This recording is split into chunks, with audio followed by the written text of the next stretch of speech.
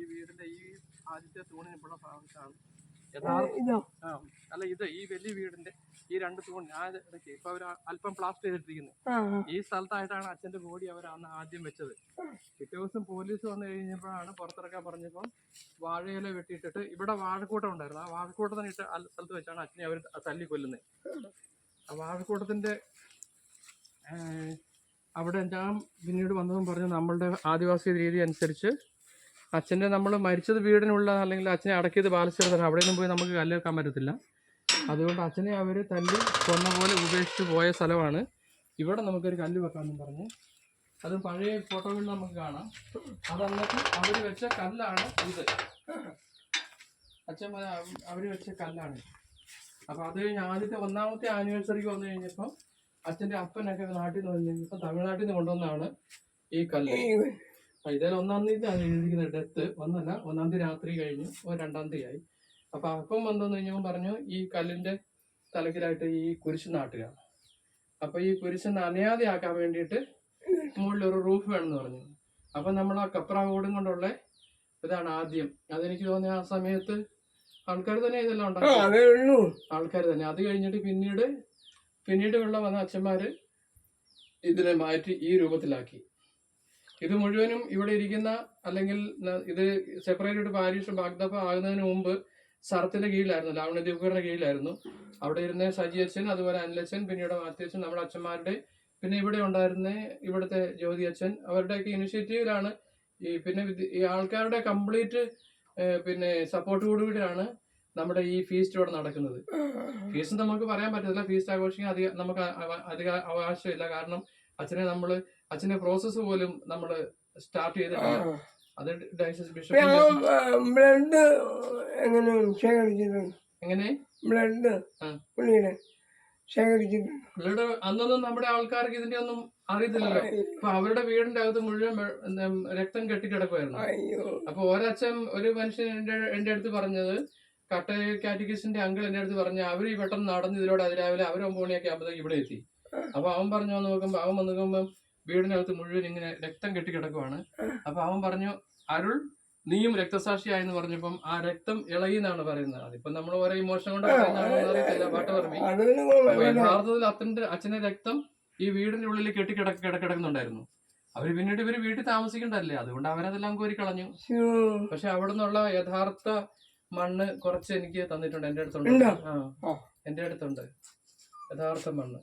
എന്നിട്ട് പിന്നെ നേരം വെളുത്ത് അത് കഴിഞ്ഞിട്ട് ഇപ്പം ഇവിടെ അത് കണ്ടോ, നാരകം നിൽക്കുന്നുണ്ടോ?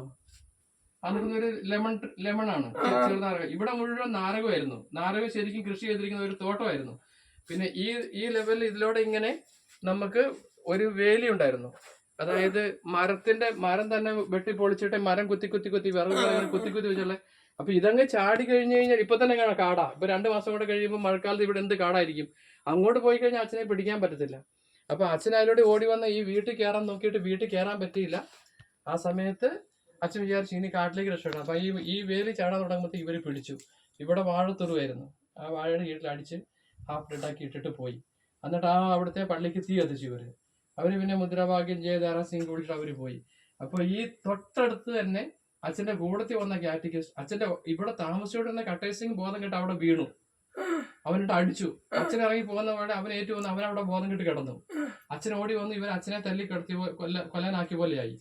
അന്നേരം ഇവർ തല്ലിക്കൊണ്ടിരിക്കുന്ന സമയത്ത് അവിടെ കട്ടയ്ക്ക് ബോധം വന്നു. അപ്പൊ അവരിങ്ങനെ ഏറ്റു വന്നപ്പോഴേ അവന്റെ കണ്ണിലേക്ക് ഇവര് ടോർച്ചടിച്ചു. അപ്പൊ ഇവന് മനസ്സിലായി ഇവര് കൊലയാളികളാണ്. അപ്പം അത് പിന്നീട് ഇവൻ അടികെട്ട് ബോധം വീഴുവല്ലേ, ബോധം കെട്ടുപോയില്ലേ. അത് കഴിഞ്ഞ് ആ കിടപ്പിൽ ഇവന് ബോധം വന്നു കഴിഞ്ഞപ്പോൾ ഇവൻ കേൾക്കുന്നത് ഇവര് തല്ലുവും വെള്ളം വെക്കുന്നതും കേൾക്കാം, അച്ഛനെ അമ്മ എന്ന് പറഞ്ഞ് കരയുന്നതും കേൾക്കാം. അപ്പൊ അവൻ പെട്ടെന്ന് കണക്ക് കൂട്ടി അച്ഛനെ അവര് ഫിനിഷ് ചെയ്തു. എനിക്കൊന്നും ചെയ്യാൻ പറ്റാതാണ്. പെട്ടെന്ന് ആ വീട്ടിൽ നിന്ന് എടുത്തിട്ട് അരപ്പത്തി ചാടി കടന്നിട്ട് ആ വേലിക്ക് ഒരു തുളയുണ്ടാക്കിയിട്ട് അവനെ കാട്ടിലേക്ക് ഷൂട്ട് ചെയ്ത പോലെ അങ്ങ് പോയി. അന്നേരം അവര് പറഞ്ഞു അവൻ പോയി പോടാ എന്ന് പറഞ്ഞ് അങ്ങോട്ട് കല്ലൊക്കെ എടുത്ത് പിന്നെ അവര് ഒന്നും ചെയ്തില്ല. പിന്നെയാണ് ഇവിടെ നിന്നുള്ളവരും അവിടെ നിന്നവരും കൂടെ കൂടിയിട്ട് വീടും കത്തിച്ചിട്ട് പോയി. അതിനുശേഷം ഈ ദർശൻ ഇവിടെ തൊട്ടടുത്ത് ഇതെല്ലാം കാണുന്നുണ്ട്. പക്ഷെ അവന് ആൾക്കാരെ കാണത്തില്ല. കാരണം എന്നാ, എല്ലാവരുടെയും ടോർച്ച് അച്ഛന്റെ നേരെയല്ലേ, ഈ തല്ലുന്ന ഇരയല്ലേ അവരെല്ലാം ടോർച്ച് അടിക്കുന്നത്.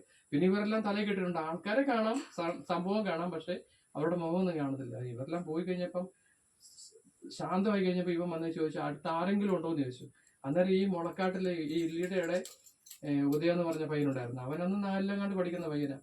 അവരൊക്കെ ഈ അച്ഛൻ്റെ കൂടത്തിൽ കളിക്കുമ്പോൾ അവൻ്റെയൊക്കെ ഇന്റർവ്യൂ ഉണ്ട്. അവൻ പറയാം, അച്ഛൻ വരുമ്പോൾ അച്ഛൻ വീട്ടിലേക്ക് വരും, ഞങ്ങൾ പാട്ട് പാടി അച്ഛൻ്റെ കൂടത്തിൽ ഇവിടെ വരും, പിന്നെ അച്ഛൻ്റെ കൂടത്തിൽ കിടക്കും, കളിക്കും, എല്ലാം പോകുമ്പോഴും വരുമ്പോഴും പാട്ട് പാടിക്കൊണ്ട് വരും എന്നെല്ലാം പറഞ്ഞ് ആ പയ്യനും കൂടെ വന്നിട്ട് അച്ഛനെ എടുത്തിട്ട് ഈ വീട്ടിനുള്ളിലാണ് കിടത്തുന്നത് പായിട്ടിട്ട്. അന്നേരത്തേക്കും വീട്ടിലുണ്ടായിരുന്നവരും ഈ കൊലയും വെള്ളമൊക്കെ കഴിഞ്ഞ് എല്ലാവരും പോയി കഴിഞ്ഞപ്പോഴത്തേക്കും വീട്ടിലുള്ളവർ ഓടിപ്പോയി. ഒരു പ്രായം ചെന്ന അമ്മച്ചി മാത്രമേ ഉണ്ടായിരുന്നുള്ളൂ. ആ അമ്മച്ചിയോട് ദർശനും ഉദയം കൂടി അച്ഛനെ എടുത്ത് ഇവിടെ കിടക്കുന്ന സമയത്ത് അച്ഛനും മരിച്ചിട്ടില്ല.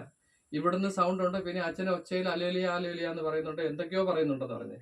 അപ്പൊ ഇവര് കട്ടയെ അവിടുന്ന് ബോധം കെട്ടിയിട്ട് ഓടിപ്പോയിട്ടുണ്ടല്ലോ. ഇവർ അച്ഛനെ അകത്ത് ചോദിച്ചിട്ട് ഇവര് കട്ടയെ അന്വേഷിച്ചു പോയി. കട്ട വഴിക്കാൻ വീട് കിടക്കുന്നുണ്ടെങ്കിൽ പോക്കാൻ വേണ്ടിയിട്ട്. ആ സമയത്ത് ഇവിടെ ഉണ്ടായിരുന്ന ഈ വീട്ടിലെ ഗ്രാൻഡ് മദർ പറയുന്നത്, അച്ഛൻ പല പ്രാവശ്യം ഏക്കാൻ നോക്കി, മുട്ടുകുത്തും വീഴും, മുട്ടുകുത്തും ഏക്കുക നോക്കും വീഴും. ആ വെപ്രാളത്തിലാണ് ലെഫ്റ്റ് സൈഡില് അടിവയറ്റിലുണ്ടായിരുന്ന ആ അമ്പിനെ വലിച്ച് അച്ഛൻ തന്നെ പുറത്തെടുത്തത്. അത് അങ്ങോട്ട് പോകുമ്പോ ഒരു മുറിവുള്ളൂ, ഇങ്ങോട്ട് ഇറങ്ങുമ്പോ മൊത്തം ഏരിയ കണ്ടിട്ടുണ്ട്. രണ്ട് മൊന പുറത്തേക്കല്ല നിക്കുന്നേ. അതൊന്നും അന്നേരം അറിയുന്നില്ല.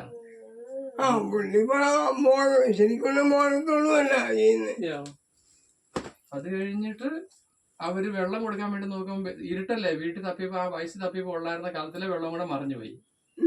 എന്നിട്ട് ഈ പെരയുടെ മുകളിൽ നിന്ന് മേച്ചിലെന്ന് വീഴുന്ന വെള്ളം കലത്തിൽ കിടന്ന് അത് അവർക്ക് അച്ഛന് കൊടുത്തിട്ടാണ് ഇവര് പോകുന്നത്. അതിനുശേഷം അച്ഛൻ പല കാര്യങ്ങളും പറയുന്നുണ്ട്, തമിഴിലും കോയിലും പറയുന്നുണ്ട്. അപ്പൊ വയസ്സ് പറയുന്ന അറിവില്ലാത്ത മക്കൾ ചെയ്തതാണ്, അവരോട് ക്ഷമിക്കണേന്ന് പറഞ്ഞു.